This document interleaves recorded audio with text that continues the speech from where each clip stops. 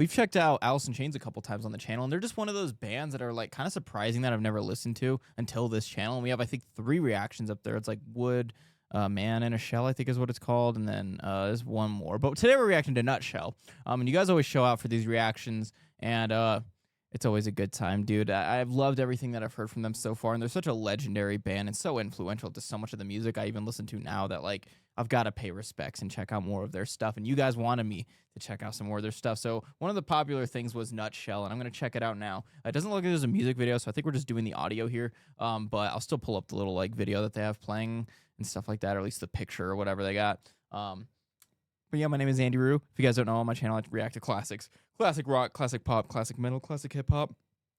Tons of classics I didn't get to grow up on. I was raised on, like, contemporary Christian music, so this kind of stuff, like Alice in Chains, was definitely not in rotation at the house. So I've been taking the time on this channel to check it out with you guys and a bunch of classics. So definitely check out all the other stuff that we're looking at on the channel and reacting to. And where are my two-steppers at?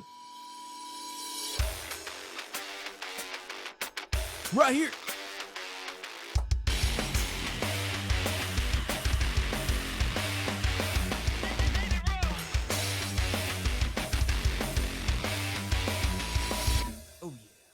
Oh yeah. Pull this down. Bring that video up. I'll preference a little bit. If this is a lyric heavy song, sometimes I check out the lyrics and like listen in and stuff like that and dissect them. But like most of the time, my little audio engineering producing brain just leans towards that. And I'll usually make comments, pause a little bit more than normal, and just be like, whoa, I love like what effect they did here, and I think this is so cool. So just a preference if you don't like that, or you want me to do some like crazy like lyrical reaction or whatever. Unless something really stands out to me, probably not gonna happen. But let's get it.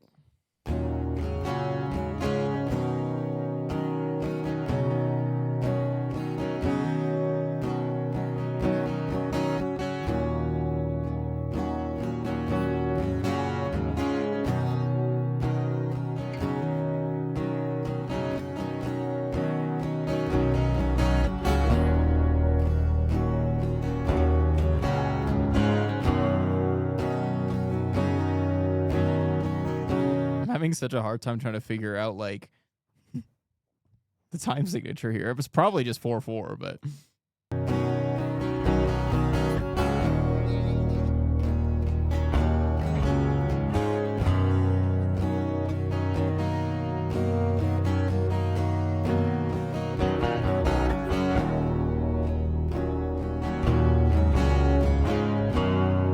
really interesting rhythm. Really interesting rhythm.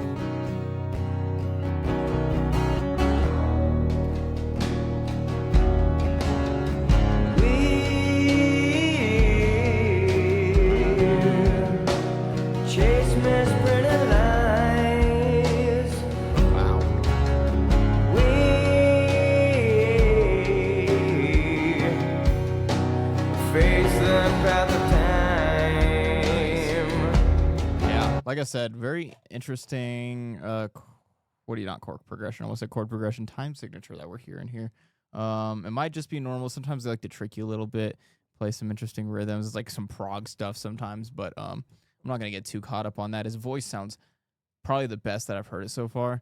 I really like this a lot. He's got a lot of reverb over his voice, and it sounds like it's a pretty wet mix on it too. Like when I talk about the wetness or the dryness, it's the balance between how much of the effects are showing, which is typically wetness. You're referring to reverb and delays, but sometimes you're gonna refer to other stuff. But yeah, it's a lot of reverb, but it works really well. Like typically I wouldn't like this much reverb over a vocal, but it sounds really, really neat. Especially just over the guitar. It's kind of solemn, and his voice is kind of like longing. It kind of sounds like a little bit. I like it a lot, man. Face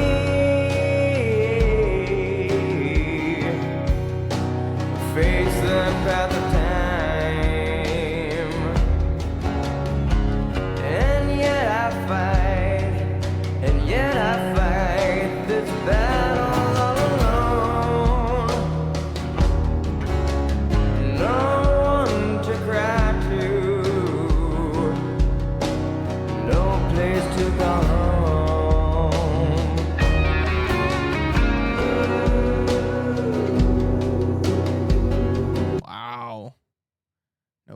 cry, no place to go home to is what I think he said.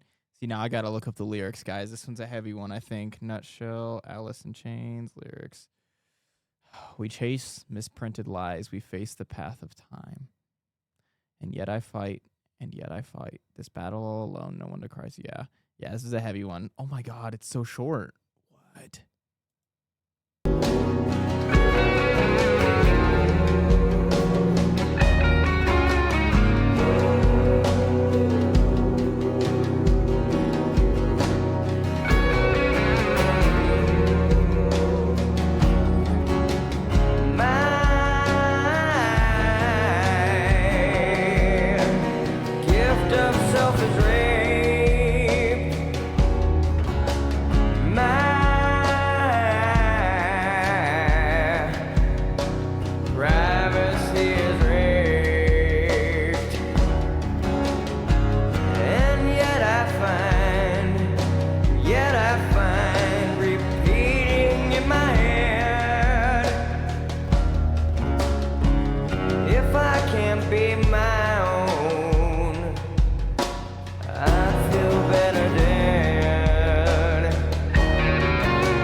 Yeah, super heavy stuff. Super heavy. I love like these very kind of like simply written songs that have a lot of meaning. I was just talking about it on the last reaction I did in this batch of videos that I record. I record videos in batches, as a lot of you guys know.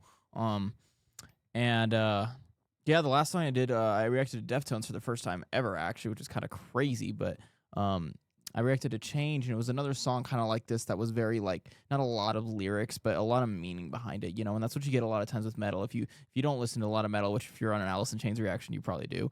But a lot of you guys probably know already that like metal lyrics are usually like 2 stanzas or 3 stanzas. It's usually not very long unless it's like one of those really like brilliantly long like 8-minute, 10-minute songs or something, you know. But it's just like it says so much and so little, and I love it so much. And clearly, like, he's dealing with a lot here. And it's very vague, but like some of the lines that are sticking out to me is like, my gift of self is graped. We gotta be careful here, okay, on YouTube. But my privacy is raked, and yet I find repeating in my own head, if I can't be my own, I'd feel better dead. And maybe one of the things he's talking about here, and this is how I'm firstly interpreting it, so I could be totally off the mark, but it kind of just, it sounds like he has found his success, whether it was with Alice in Chains or something, but like, you know, that you get to a certain level and it's like you're no longer yourself. You know, you're bigger than yourself, and that can be super cool and fulfilling and validating, but it can also be like, wow, like, you know, now I have all these companies relying on me. Now I have all these, you know, labels and fans and whatever it is. Like, it can be very, very stressful. And this is one of the reasons why I advocate for people who are in successful positions, specifically with the music industry or anything that give, you know, anyone famous, really, because I think people have a very big misconception that, like, you know, as soon as you get fame, as soon as you get a lot of money, it's like, what are you sad about? What are you? But it's like, I haven't even discovered that much. Like, I just hit 100K, and that's great, and I'm super grateful and everything like that, and I'm definitely nowhere near famous. But I think it's enough success for me to like realize that, like, you know, I can get all these things, right? I can get this attention, and YouTube's not the first thing that I've ever been successful. I was very popular on TikTok and Instagram, and I've kind of dealt with it for a little bit, having a little bit of notoriety and being recognized in places and things like that. And I'm not here to brag, but it's like I got this separate look on how like a life like that, even at that small of a level, like at the level that I'm at, how much it can really mess with you, man, and really mess with your idea of self and everything. And that's why, like, saying my gift of self is like, that is very, very deep. That is very crazy. And again, I could be way off the mark about what he's talking about.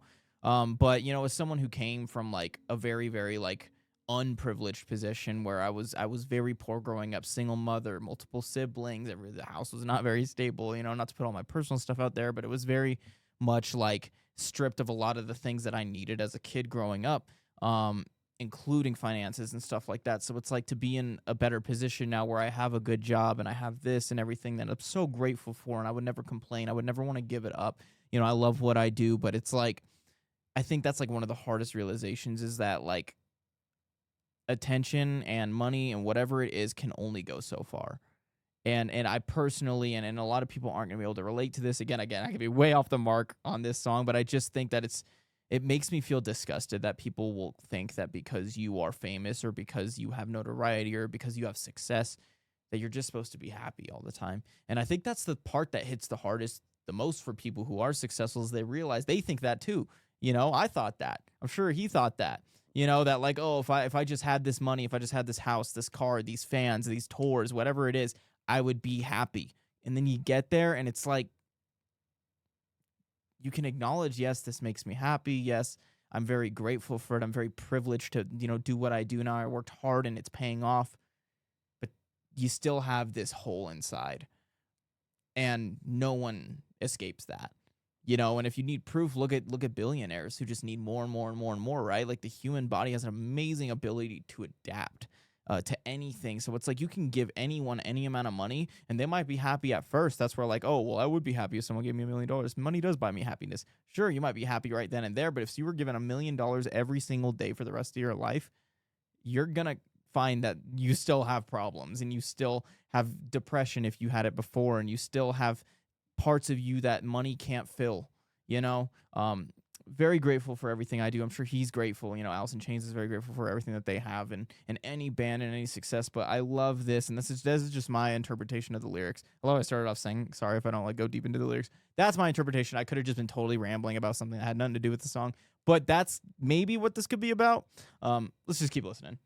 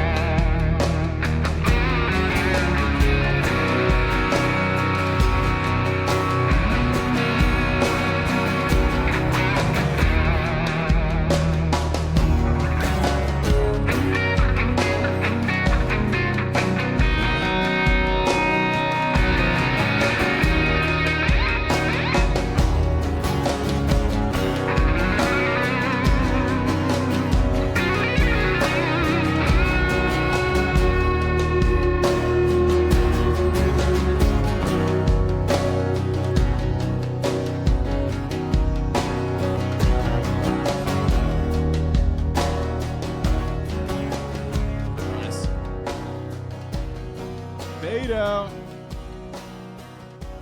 Fade out. Let's see what it means. I gotta look up the meaning.